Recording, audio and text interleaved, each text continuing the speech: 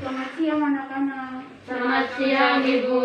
Apa kabar semuanya? Baik Ibu.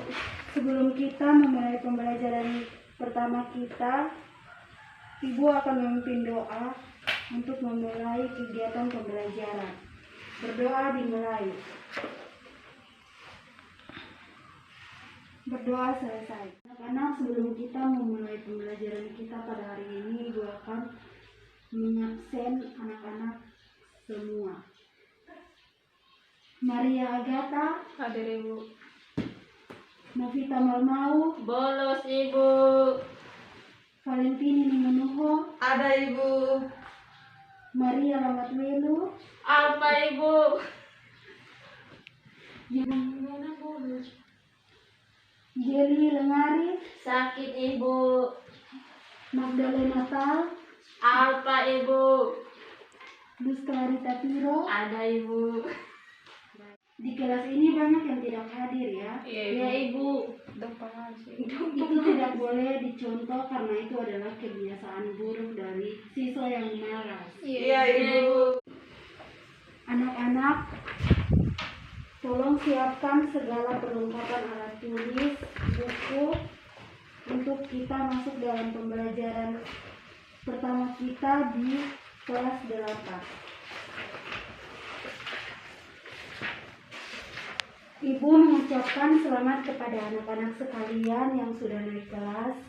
Semoga di jenjang yang lebih tinggi ini anak-anak bisa mendapatkan ilmu yang lebih baik dan bermanfaat sehingga anak-anak bisa mencapai cita-cita yang anak-anak inginkan. Amin.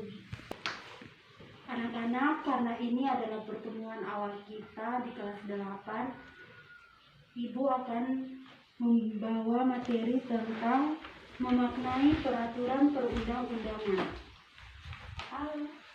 Coba anak-anak ingat-ingat lagi materi kelas 7 yang berkaitan dengan materi bab 1 di kelas 7 pasti anak-anak sudah mempelajari tentang penyusunan dan penetapan dasar negara atau Pancasila. Materi tersebut tentunya berkaitan dengan materi yang akan kita bahas pada kesempatan kali ini. Pancasila ditetapkan pada tanggal 8 Agustus tahun 1945. Mungkin ada yang bertanya, kenapa pada tanggal 1 Juni ditetapkan sebagai hari lahirnya Pancasila? Jawabannya karena tanggal 1 Juni Insinyur Soekarno pertama kali memperkenalkan Pancasila pada sidang BPU PKI. Berbeda dengan tanggal 18 Agustus tahun 1945, pada tanggal tersebut Pancasila disepakati oleh para pendiri negara sebagai dasar negara Republik Indonesia sebagaimana terdapat dalam alinea keempat pembukaan Undang-Undang Dasar tahun 1945. Anak Yoli, tolong jelaskan kepada kita semua 5 sila yang terdapat dalam Undang-Undang Dasar tahun 1945. Baik, sila pertama, ketuhanan yang Maha Esa. Yang kedua, kemanusiaan yang adil dan beradab. 3, persatuan Indonesia.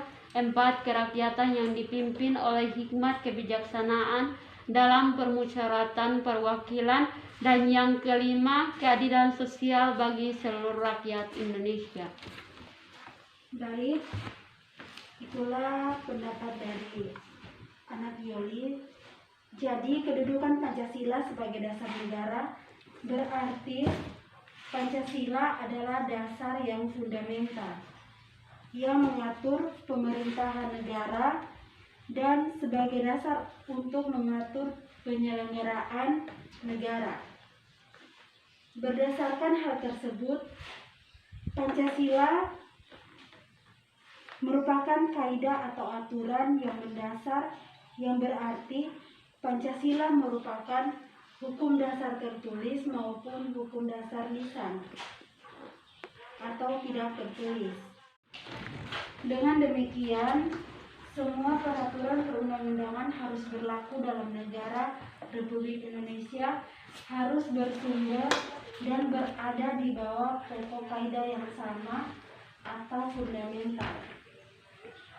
Seperti halnya tercantum dalam Undang-Undang Nomor 12 Tahun 2011 tentang pembentukan peraturan perundang-undangan bahwa Pancasila merupakan sumber dari segala sumber hukum.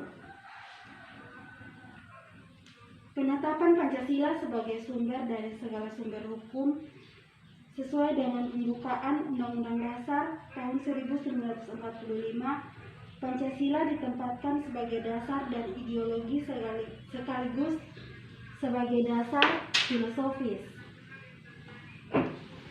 Pancasila juga sebagai dasar ideologi Negara Kesatuan Republik Indonesia. Ada yang masih ingat apa itu ideologi? Baik, kalau tidak ada yang menjawab, Ibu akan menjawab. Ideologi itu bisa diartikan sebagai gagasan atau keyakinan.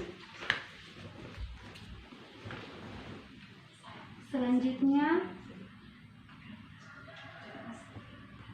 materi tentang memaknai peraturan perundang-undangan.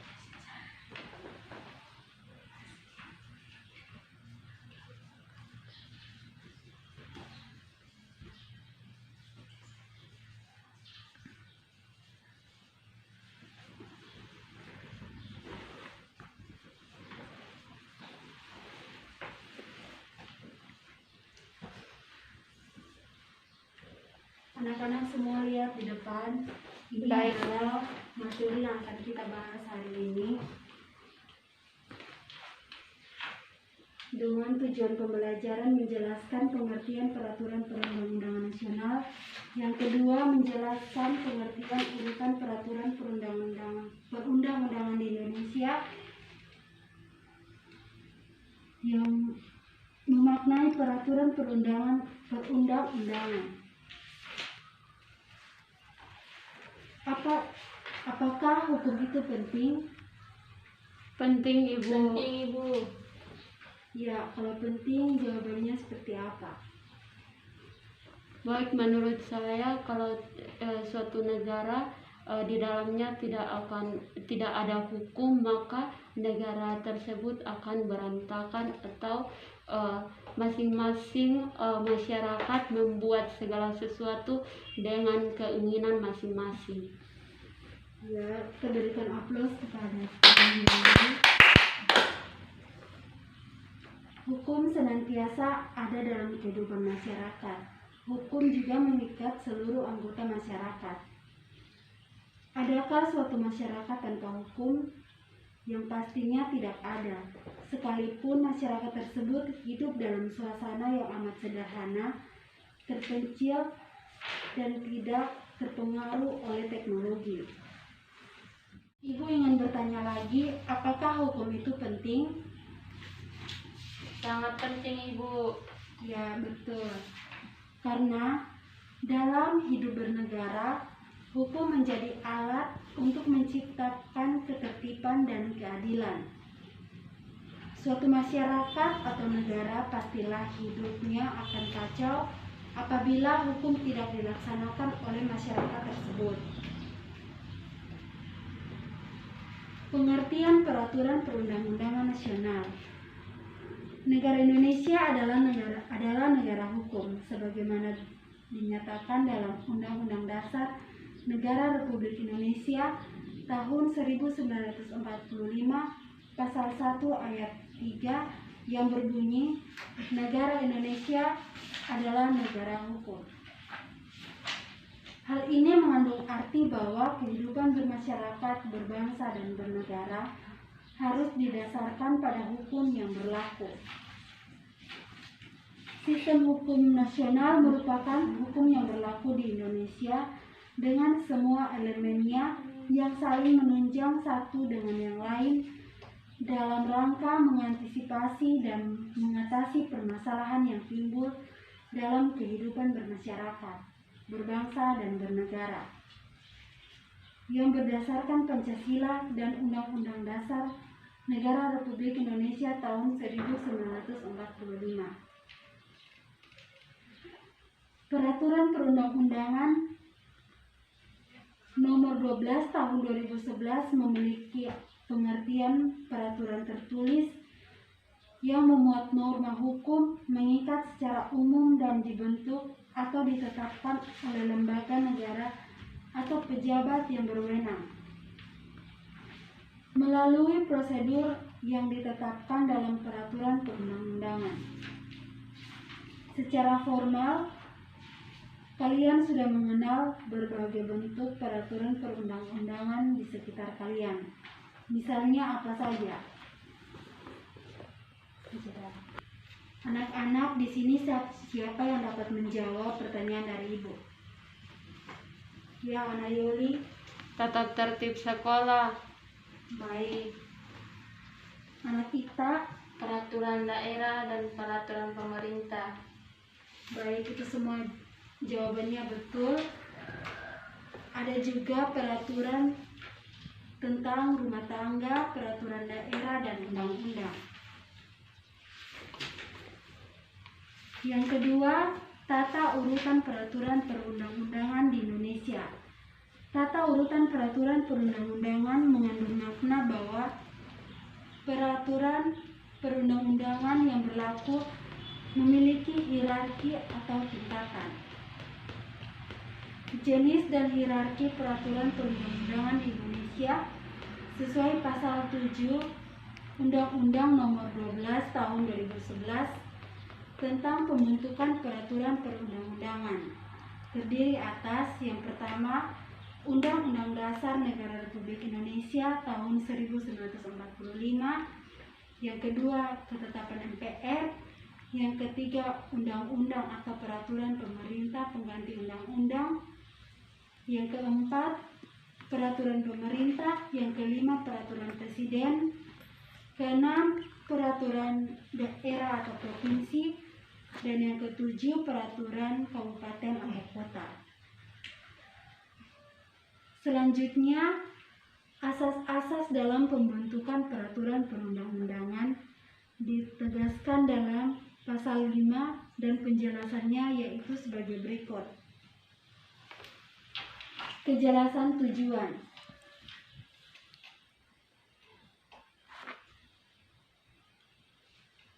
Kejelasan tujuan adalah bahwa setiap pembentukan peraturan perundang-undangan harus mempunyai tujuan yang jelas yang hendak dicapai. Yang kedua, kelembagaan atau organ pembentuk yang tepat adalah setiap jenis peraturan perundang-undangan harus dibuat oleh lembaga negara atau pejabat pembentuk peraturan perundang-undangan yang berwenang. Peraturan perundang-undangan tersebut dapat dibatalkan atau batal demi hukum apabila dibuat oleh lembaga yang tidak berwenang. Yang ketiga, kesesuaian antara jenis, hierarki, dan materi muatan adalah bahwa dalam pembentukan peraturan perundang-undangan, pembuat harus benar-benar memperhatikan materi muatan yang tepat sesuai dengan jenis, hierarki peraturan perundang-undangan dapat dilaksanakan.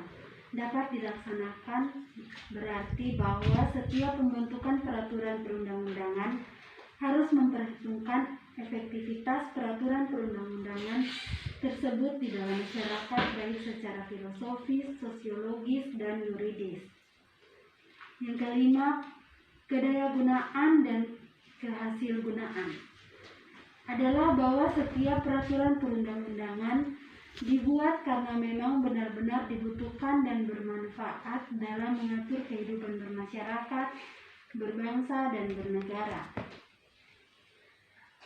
Yang keenam, kejelasan rumusan adalah bahwa setiap peraturan perundang-undangan harus memenuhi persyaratan teknis menyusun peraturan perundang-undangan, sistematika, pemilihan kata atau istilah, serta bahasa hukum yang jelas dan mudah dimengerti sehingga tidak menimbulkan berbagai macam interpretasi dalam pelaksanaannya. Dan yang ketujuh, keterbukaan. Keterbukaan adalah bahwa dalam pembentukan peraturan perundang-undangan, mulai dari perencanaan, penyusunan, pembahasan, pengesahan atau penetapan, dan juga pengundangan bersifat transparan dan terbuka.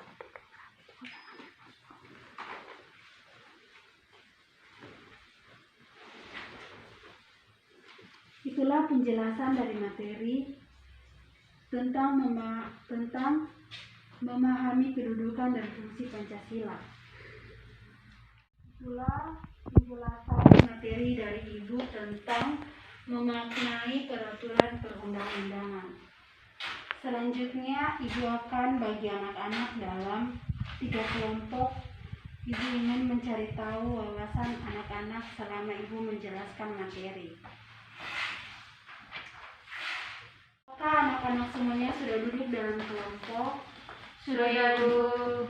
Baik, yang kelompok pertama, dia menjelaskan tentang Pancasila sebagai pandangan hidup. Yang kedua, Pancasila sebagai jiwa bangsa.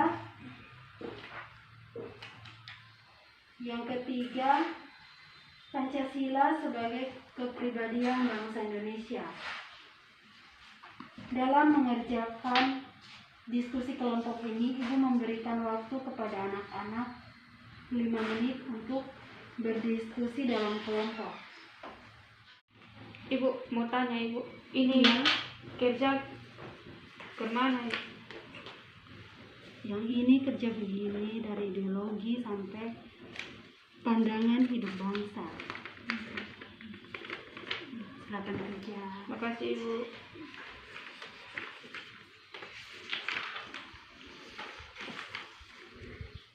Kepada kelompok 1, Ibu minta satu perwakilan untuk maju presentasi di depan.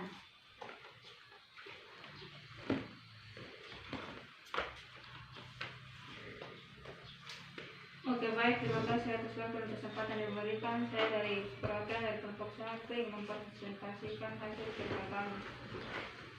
Pancasila sebagai pandangan hidup. Pandangan hidup merupakan cara pandang, pedoman, dan arahan bagi seseorang untuk memandang diri sendiri dan menentukan hidupnya. Suatu bangsa yang telah merdeka tentu memiliki pandangan hidup yang dijadikan pedoman untuk mencapai kemakmuran bersama. Pandangan hidup tersebut digunakan untuk memecahkan berbagai persoalan yang dihadapi ketika mengatur kehidupan masyarakat dan ketatanegaraan, baik urusan dalam negeri maupun di luar negeri. Dalam pandangan hidup suatu bangsa terkandung konsep dasar dari kehidupan yang dicita-citakan. Dengan demikian, pandangan hidup suatu bangsa dapat dipandang sebagai sari dari nilai-nilai yang dimiliki bangsa tersebut. Misalnya, suatu bangsa yang dijajah memiliki paradigma bahwa penjajahan harus dihapuskan karena membawa penderitaan dan kesengsaraan. Selanjutnya, dalam diri bangsa tersebut lahirlah tekad persatuan dan kesatuan untuk melepaskan diri dari penjajahan. Demikian hasil presentasi dari kelompok kami. Terima kasih. Baik, kita memberikan aplaus kepada kelompok 1 yang telah mempresentasikan hasil kerja. Selanjutnya kelompok 2.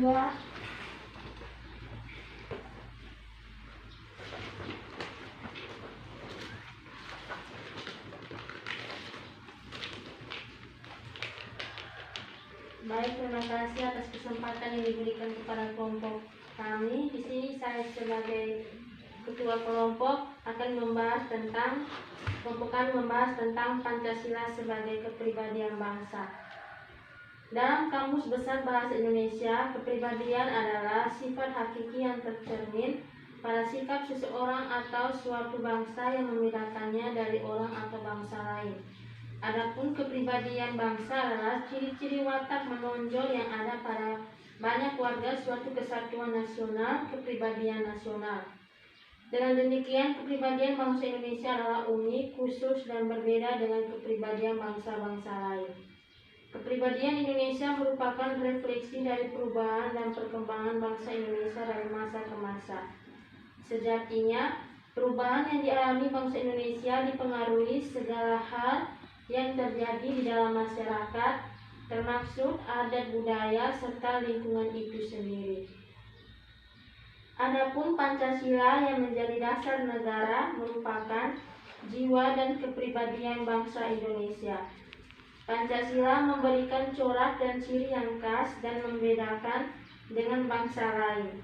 Misalnya, gotong royong diyakini oleh I.R. Soekarno sebagai hal yang harus ada dan menyemangati bangsa Indonesia.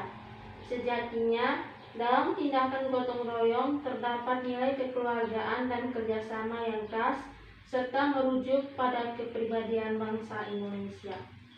Sekian dari hasil presentasi kami, saya kembalikan kepada Ibu. Baik, terima kasih. Kita memberikan aplaus kepada kelompok 2 yang telah mempresentasikan hasil kerjanya. Selanjutnya kelompok 3 yang memberikan kesempatan.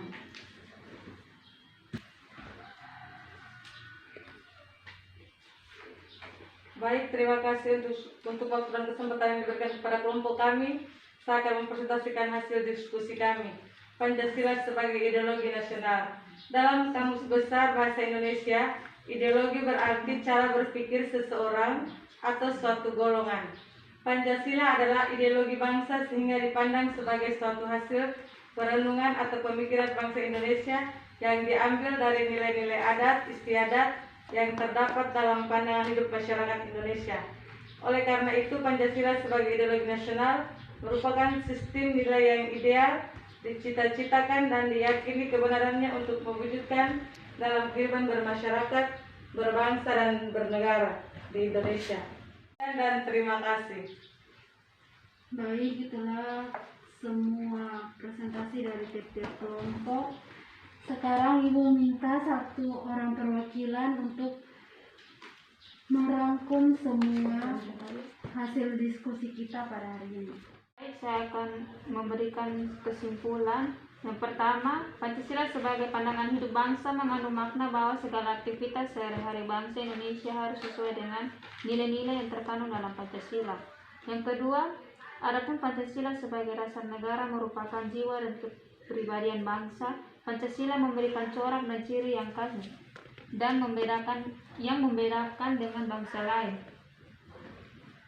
Yang ketiga, Pancasila sebagai ideologi bangsa sehingga dipandang sebagai suatu hasil perenungan atau pemikiran bangsa Indonesia yang diambil dari nilai-nilai adat istiadat yang terdapat dalam pandangan hidup masyarakat Indonesia.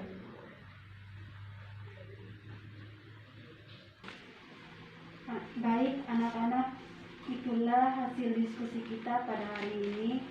Selanjutnya, untuk menilai pemahaman anak-anak sekalian, Ibu akan memberikan poster sekarang juga. Untuk itu, buku-buku yang di atas meja tolong disimpan. Semua buku-buku dikumpulkan di depan.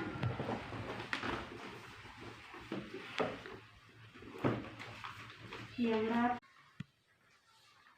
Terima kasih Ibu. Terima kasih Ibu cantik. Terima kasih, Ibu. Dikerjakannya sendiri-sendiri dan dikumpulkan di depan. Waktunya sudah selesai, silakan dikumpulkan di depan.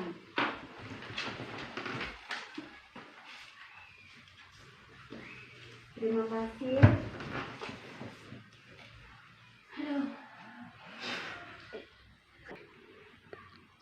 Selanjutnya Ibu akan merangkum pembelajaran kita pada hari ini tentang mengenai peraturan perundang-undangan. Yang pertama, negara Indonesia adalah negara hukum, sebagaimana dinyatakan dalam Undang-Undang Dasar Negara Republik Indonesia tahun 1945 pasal 1 ayat 3 yang berbunyi negara Indonesia adalah negara hukum. Yang kedua, tata urutan peraturan perundang-undangan Indonesia diatur dalam Undang-Undang Nomor 12 Tahun 2011 tentang pembentukan peraturan perundang-undangan. Dan yang ketiga, jenis dan tata urutan peraturan perundang-undangan adalah sebagai berikut. Yang pertama, Undang-Undang Dasar Negara Republik Indonesia tahun 1945. Yang kedua, ketetapan Majelis Permusyawaratan Rakyat. Yang ketiga, undang-undang atau peraturan pemerintah pengganti undang-undang, yang keempat peraturan pemerintah, yang kelima peraturan presiden, yang keenam peraturan daerah provinsi, dan yang ketujuh peraturan daerah kabupaten atau kota.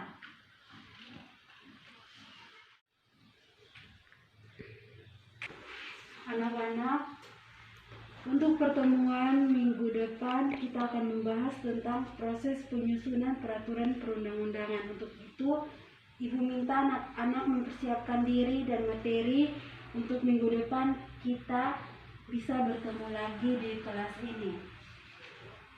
Siap, Ibu. Oke, Bu Guru.